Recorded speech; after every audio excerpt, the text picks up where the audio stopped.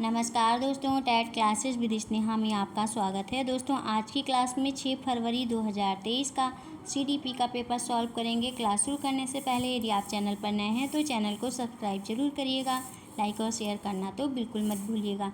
आइए क्लास शुरू करते हैं। चाइल्ड डेवलपमेंट पेडागोजी का पहला क्वेश्चन है दोस्तों,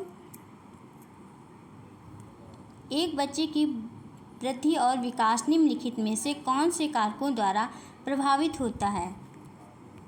पहला है परवरिश की शैलियाँ, दूसरा है आनुवांशिक ढांचा संरचना, तीसरा है विद्यालयी अनुभव और चौथा है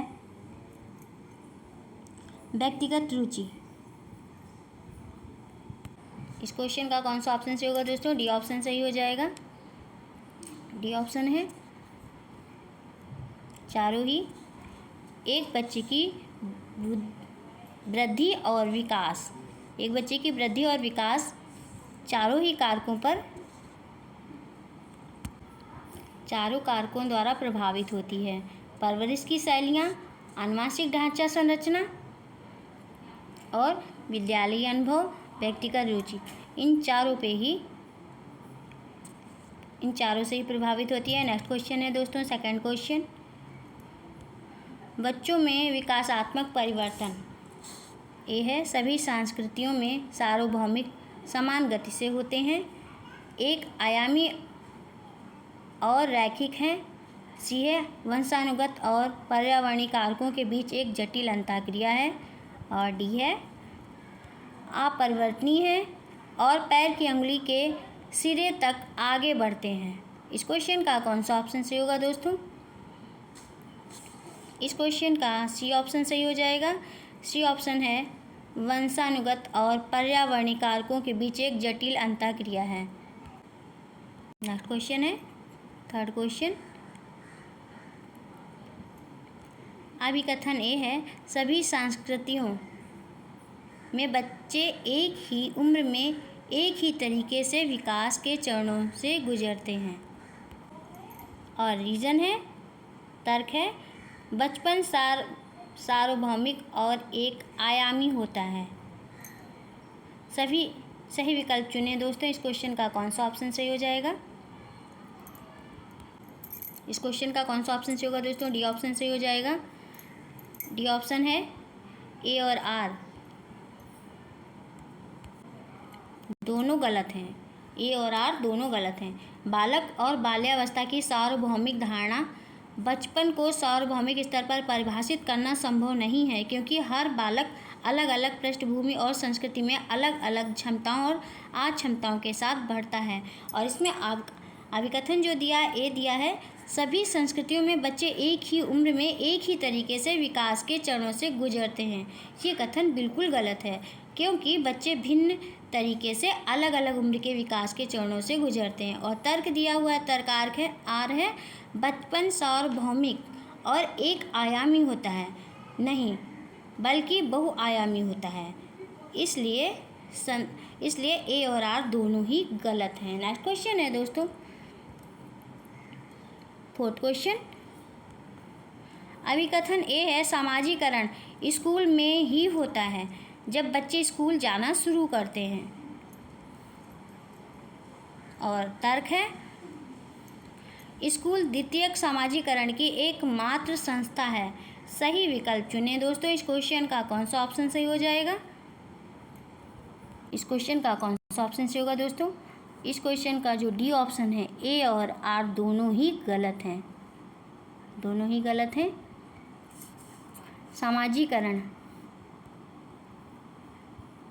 सामाजिकरण समाज में विशेष भूमिका निभाने वाले व्यक्तियों के अपेक्षित व्यवहार मूल्यों, मानदंडों और सामाजिक कौशलों को सीखने की चल रही प्रक्रिया को संदर्भित करता है। सामाजिकरण के प्रमुख एजेंटों में परिवार और स्कूल शामिल हैं, लेकिन मीडिया, सहकर्मी समूह और अन्य समूह, सामाजिक संस्थान जैसे धर्म और कानूनी व्यवस्था भी शामिल है। इस संदर्भ में सामाजिकरण स्कूल में ही नहीं वरन परिवार, मीडिया व आसपास वातावरण से भी प्राप्त होता है।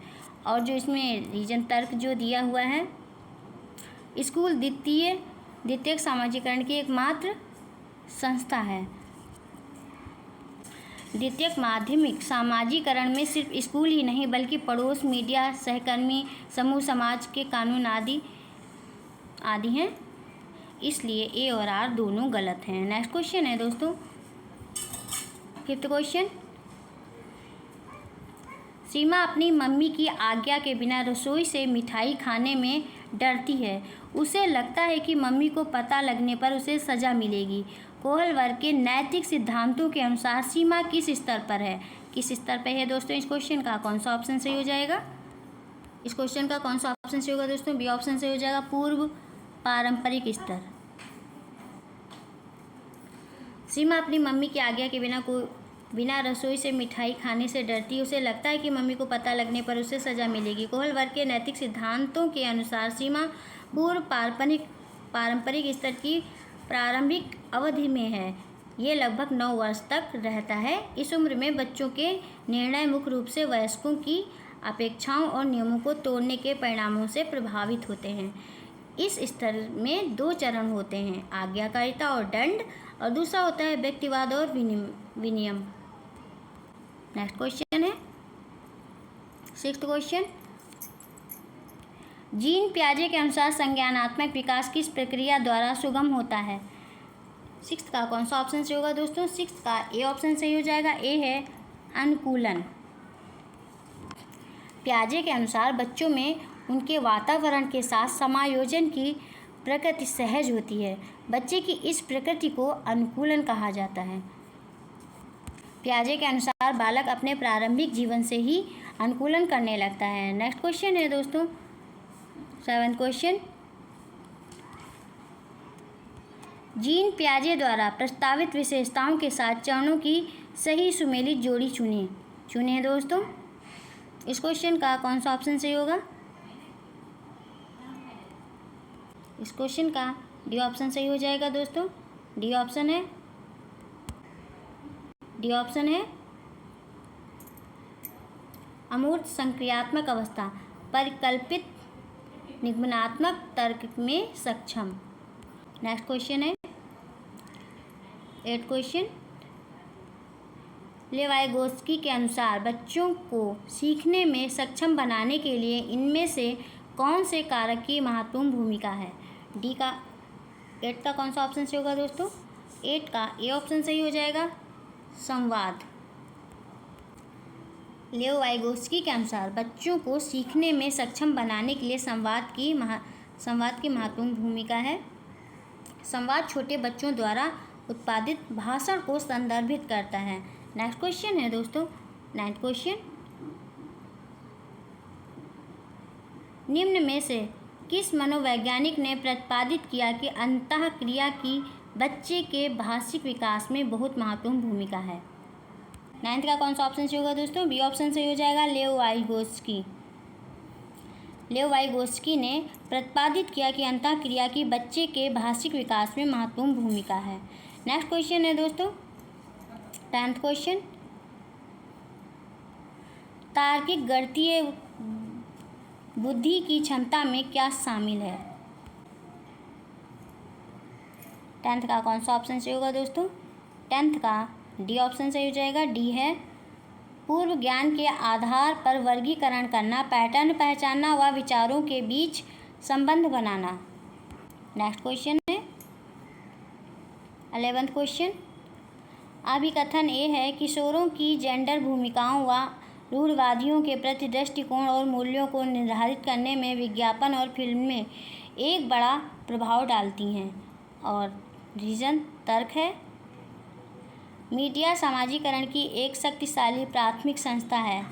सही विकल्प चुने दोस्तों। सही विकल्प कौन सा है? ऑप्शन इस प्रकार से दिए हुए हैं। क्वेश्चन का ए ऑप्शन सही हो जाएगा दोस्तों। ए है, ए और आर दोनों सही हैं और ए की आर सही व्याख्या करता है। नेक्स्ट क्वेश्चन है दोस्तों। क्वेश्चन है विभिन्न पृष्ठभूमियों के बच्चों के सीखने की सुविधा के लिए शिक्षकों को चाहिए कि वे 12th का कौन सा ऑप्शन सही होगा दोस्तों?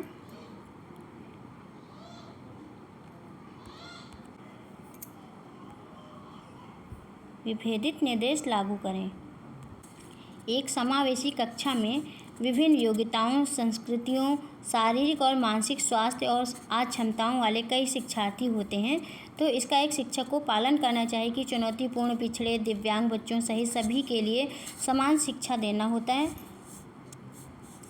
ऐसा वातावरण बनाना जिसमें बच्चा विविधता के साथ सीख सके, ना कि सीखने के लिए एक विशेष वातावरण तैयार कर सके। इस प्रकार हम विचार कर सकते हैं कि विभिन्न पृष्ठभूमियों के बच्चों की सीखने की सुविधा के लिए शिक्षकों को चाहिए कि वे विभेदित निर्देश लागू करें। नेक्स्ट क्वेश्चन है 13 क्वेश्चन। आकलन ए है आकलन को अधिगम को दिशा देनी चाहिए और किसका आकलन करना है इससे निर्धारित होना चाहिए कि क्या पढ़ाना है। और बी है को सीखने से नहीं जोड़ना चाहिए क्योंकि दोनों अलग अलग प्रक्रियाएं हैं। और सी है को बच्चों को समान क्षमता समूह, धीमे सीखने वाले, बुद्धिमान बच्चों के पृथक समूह बनाने के लिए इस्तेमाल किया जाना चाहिए। और डी है को बच्चों के सीखने की तैयारी से लेकर शिक्षण अधिगम प्रक्रिया का एक अभिन्न अंग होना चाहिए। इस क्वेश्चन का कौन सा ऑप्शन सही होगा दोस्तों? इस क्वेश्चन का डी ऑप्शन सही हो जाएगा। डी है को बच्चों की सीखने की तैयारी से लेकर शिक्षण एवं प्रक्रिया का एक अभिन्न अंग होना चाहिए। नेक्स्ट क्वेश्चन है 14 क्वेश्चन। एक प्रगतिशील कक्षा में सीखना। 14 का कौन सा ऑप्शन सही होगा दोस्तों?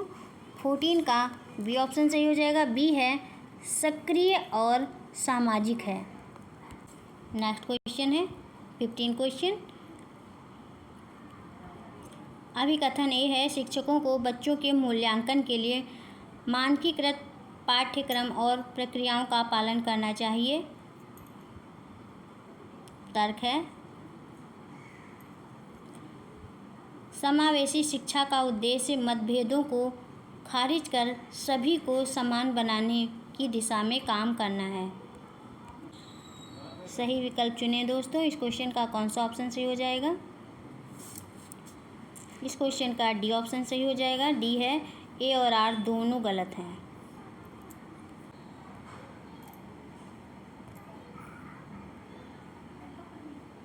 सभी छात्रों का वातावरण अलग होता है और वे भिन्न भिन्न वातावरण और संस्कृतियों में भी विकसित होते हैं।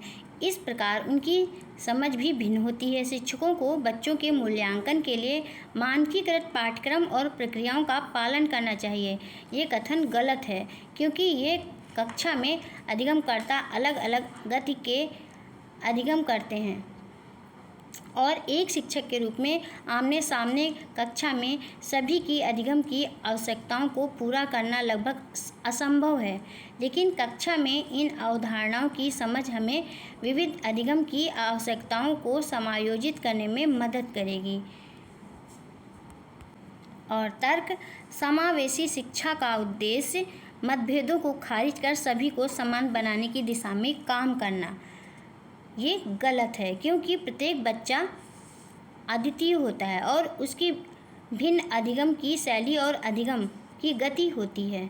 इसलिए ए और आर दोनों गलत हैं। बस आज की क्लास में इतना ही दोस्तों। मिलते हैं नेक्स्ट क्लास में। Thank you for watching this video.